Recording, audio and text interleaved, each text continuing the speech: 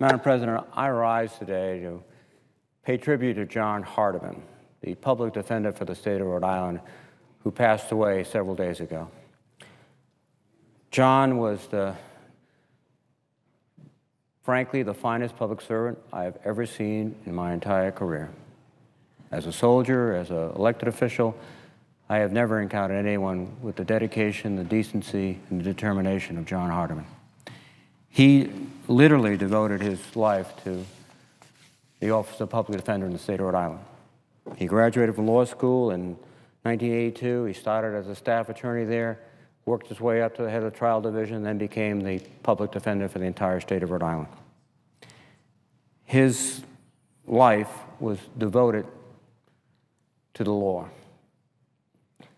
Quietly, persistently, with diligence, dedication, and decency, he sought to do justice. Indeed, justice not for the powerful or privileged, but for the powerless. Indeed, in many cases, his clients were not only notorious, they were infamous. But John knew that the test of our ideals, the test of our legal system, of our constitutional form of government was that the laws would not simply protect the powerful and privileged, but they protect all Americans. Above the entrance to the United States Supreme Court are the words, "equal justice under law." For many people, even lawyers, those are just words. For John Hardiman, it was his life's vocation, and he made real those words in the lives of every Rhode Islander. John was a tenacious advocate, but he was always a remarkably modest and decent man. His legal skills rested on a foundation of unimpeachable integrity and decency. He dedicated his life to serving others.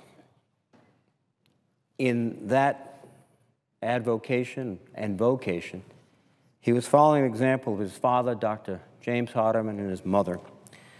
They left John a shining example of compassion and concern, a generous spirit, and a humble heart. And all of his brothers and sisters followed that same example as they too, in their lives, served others.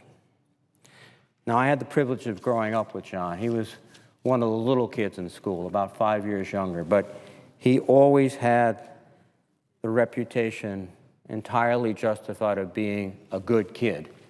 And where I come from, being a good kid was the highest form of praise. And that good kid turned out to be an extraordinary man, advocate, public servant. And this is a poignant moment for me because I recall the many times I saw him throughout his life and my life. As a young student in grammar school, as an athlete like his brothers, as a lawyer, as a public defender, as a public servant. He was someone who you were always glad to see. And those types of individuals are rare and precious indeed. Now, John's passing diminishes all of us, especially his family. But his life has touched the lives of every Rhode Islander. Many will never recognize what he has done, but by standing up for justice and for the rule of law and for the rights of those who are in the shadows, he stood up for all of us, nobly, decently, with a proud spirit, but a gentle spirit also.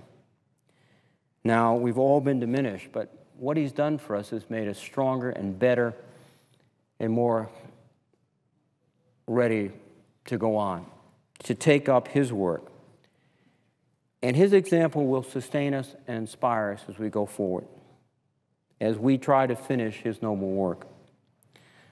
Now, I want to especially extend my condolences to his children, Elizabeth and Emmett, and to all his family.